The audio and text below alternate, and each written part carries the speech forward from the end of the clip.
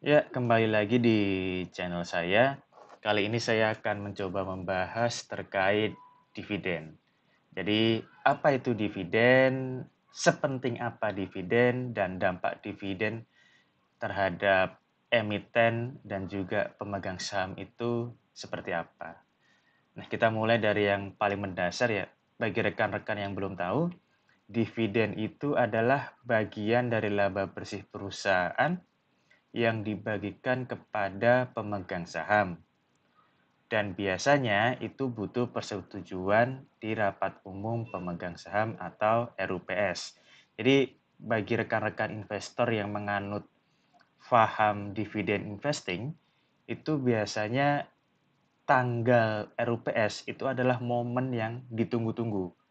Jadi di situ nanti mereka bisa mengetahui secara pasti apakah emiten saham-saham emiten yang mereka pegang akan membagi dividen dan apakah besaran dividennya naik atau turun atau ya mungkin tetap karena kondisi perusahaan.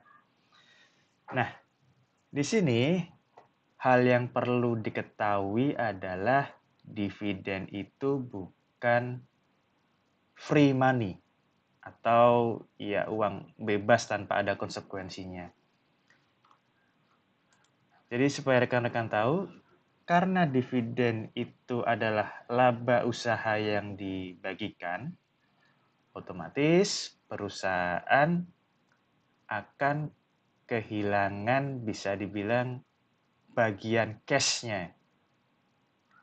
Jadi cash yang sebenarnya mungkin ya hasil dari usaha itu mungkin bisa digunakan untuk penelitian riset terkait produk baru, atau digunakan untuk akuisisi, atau digunakan untuk memperbarui peralatan, itu tidak bisa digunakan karena dibagikan kepada pemegang saham. Jadi ada konsekuensinya.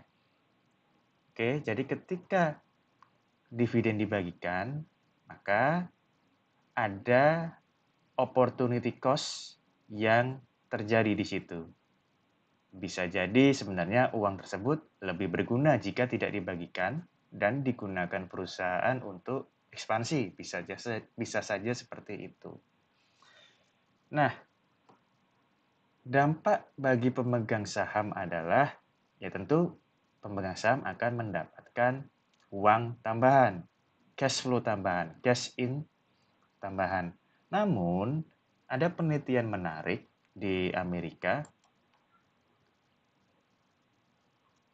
Investor di Amerika ternyata jarang melakukan reinvestasi dividennya. Jadi mereka itu menganggap bahwa dividen itu mirip seperti kupon obligasi.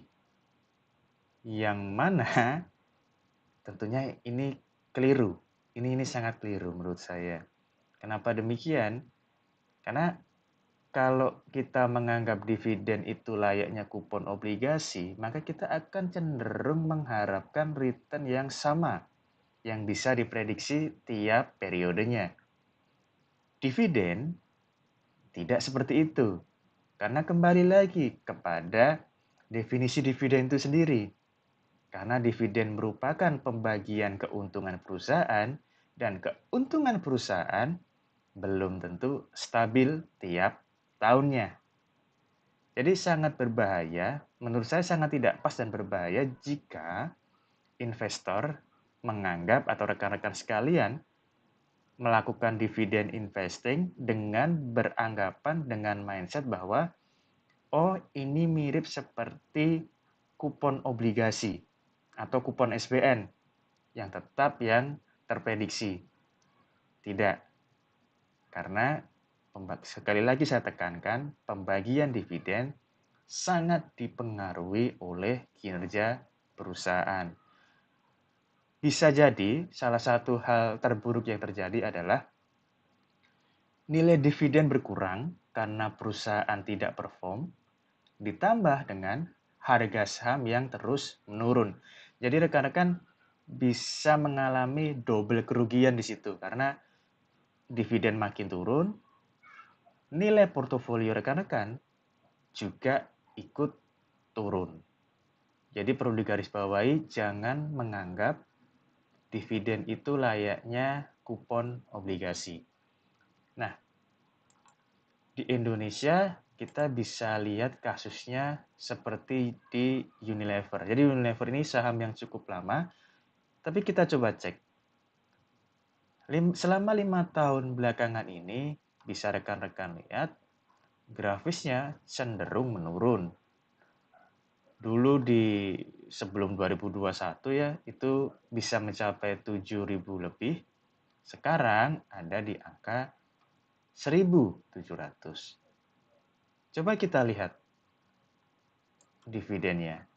Nah, bisa dilihat di sini bahwa bahkan dari tahun 2015, Unilever itu tidak pernah absen membagikan dividen. Nah, bahkan dari 2000, bahkan dari 90-an, Unilever masih membagikan dividen, konsisten pembagiannya. Tapi coba rekan-rekan lihat harga sahamnya. Kalau rekan-rekan mungkin membeli dulu ya, investor yang terdahulu di awal-awal yang membeli di harga sekian mungkin tidak, ya tetap saja rugi, tapi mungkin tidak separah mungkin yang membeli ketika di tahun 2017-an di harga 10.000. Bayangkan rekan-rekan membeli saham Unilever di angka Rp10.780 per lembar saham, hanya dan pada akhirnya di tahun 2025 mendapatkan kenyataan bahwa kinerjanya menurun drastis sampai di angka 1.730 sahamnya, dan dividennya pun juga menurun. Ini satu contoh. Ada satu contoh lain yaitu HMSP atau perusahaan rokok ya, ini Hanjaya Mandala Sampurna. Jadi bisa rekan-rekan lihat ya, kecenderungannya sama seperti Unilever, di mana harga sahamnya cenderung menurun. Ya, kita sama-sama mengetahui bahwa rokok memang mulai menjadi concern karena pemerintah juga menaikkan cukai dan sepertinya ingin mencoba mengurangi masyarakat yang merokok ya karena masalah kesehatan. Ya ini wajar lah, tapi coba bayangkan, rekan-rekan bayangkan ketika rekan-rekan di 2018 itu membeli saham HMSP ini di angka 4.800 dengan harapan mendapatkan dividen yang konsisten.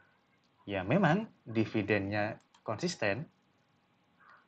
Jadi HMSP ini pun juga konsisten membagikan dividen dari 2004. Dividen sebenarnya tidak pernah bolong membagikan dividen tiap tahun konsisten, betul. Tapi harga sahamnya semakin menurun. Nah, kembali ke topik kita ya terkait dividen ya. Nah, ini kan menjadi satu pertanyaan. Apakah dividen itu penting? Penting kalau rekan-rekan membutuhkan cash flow. Jadi kalau rekan-rekan ingin mendapatkan cash flow tiap tahun ya penting, dividen jadi penting. Namun jangan menganggap dividen itu layaknya kupon obligasi atau free money tanpa konsekuensi. Karena semakin tinggi dividen yang diberikan, maka bisa saja berdampak buruk terhadap perusahaan karena perusahaan tidak bisa melakukan ekspansi bisnis. Karena uangnya, cashnya, keuntungannya habis untuk dibagikan kepada pemegang saham. Terkadang atau bisa jadi kalau memungkinkan ya, kalau masih ada ruang geraknya, alangkah baiknya tetap bagian dividen, tetapi mungkin tidak di angka atau di rasio yang cukup besar. Beberapa perusahaan sudah mematok misalkan 40 atau 50. 40-50% dari laba yang boleh dijadikan dividen. Jadi perusahaan masih ada ruang gerak untuk melakukan ekspansi bisnis. Atau jika memang perusahaan sedang giat-giatnya berekspansi, maka tidak ada salahnya sebagai pemegang saham mendukung rencana perusahaan untuk menyimpan labanya, tidak dibagikan dulu, tapi nanti ketika 3-4 tahun kemudian baru membagikan dividen. Karena begini rekan-rekan ya, ketika perusahaan tidak bagi dividen tetapi kinerjanya baik, maka bisa dipastikan harga sahamnya pun juga akan terapresiasi cepat atau lambat. Jadi sebenarnya rekan-rekan tidak mendapatkan dividen, tapi ketika nanti nilai sahamnya naik, rekan-rekan bisa menjual dan nilai keuntungannya bisa saja sama atau bahkan lebih besar daripada rekan-rekan menerima dividen tiap tahunnya.